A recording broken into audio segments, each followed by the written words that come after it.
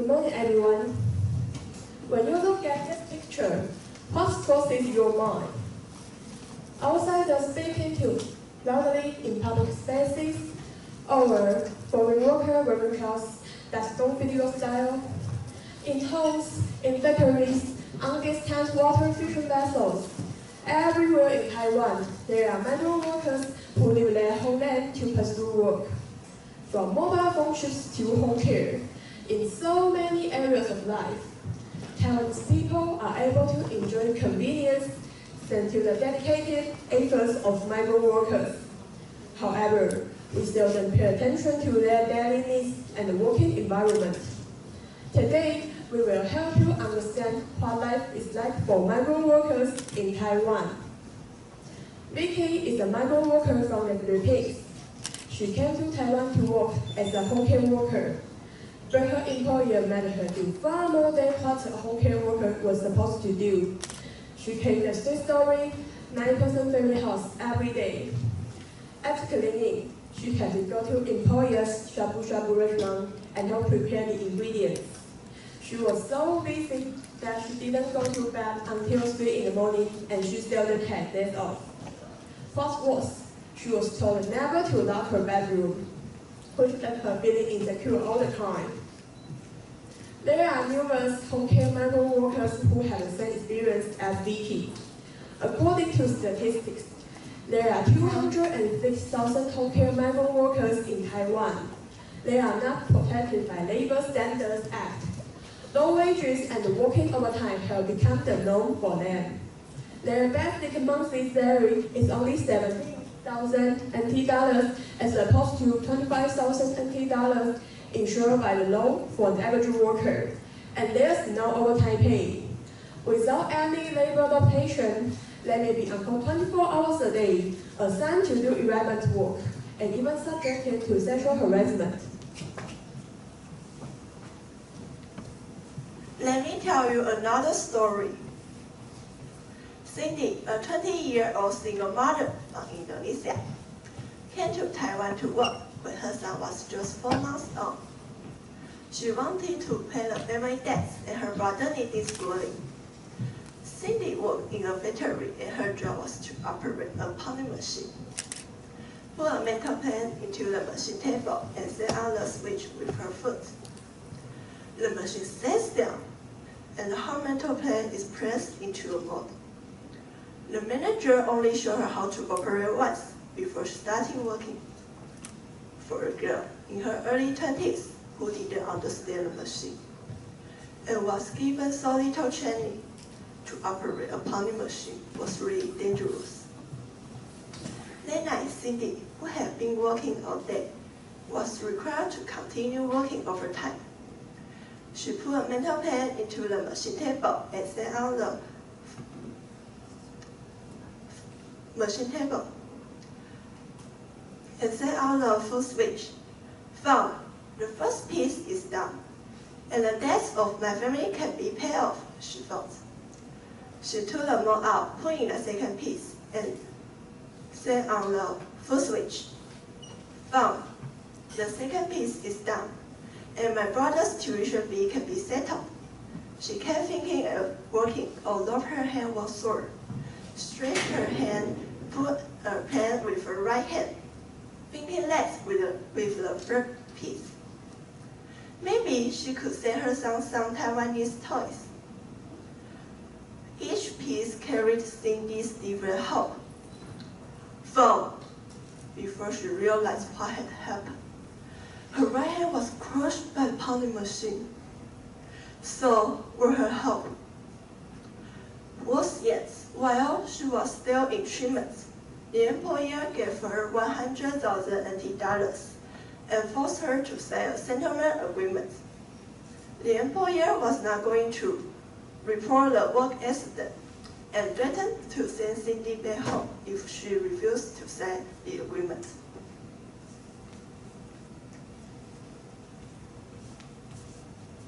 Unlike Vicky, Cindy is an industrial migrant worker.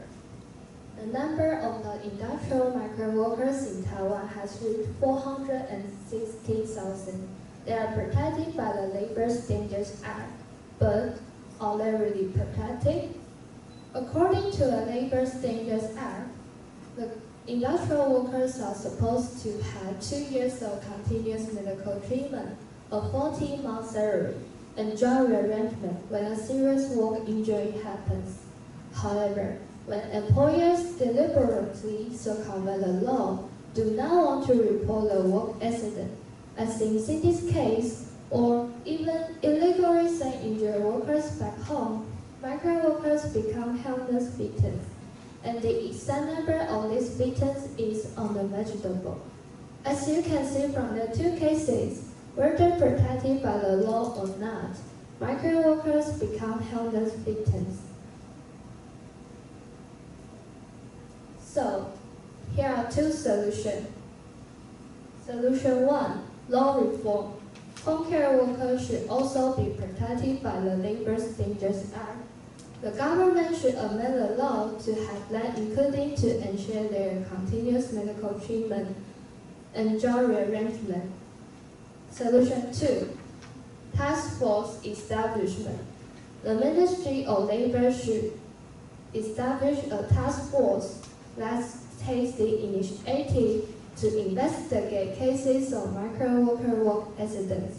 The task force will randomly inspect factories hiring migrant workers to spot and investigate cases of non-reported work accidents and involuntary repatriation.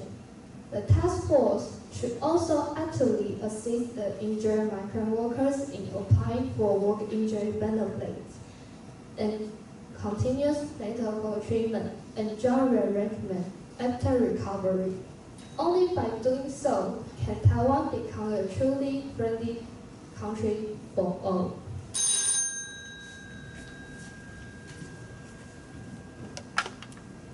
Thank you.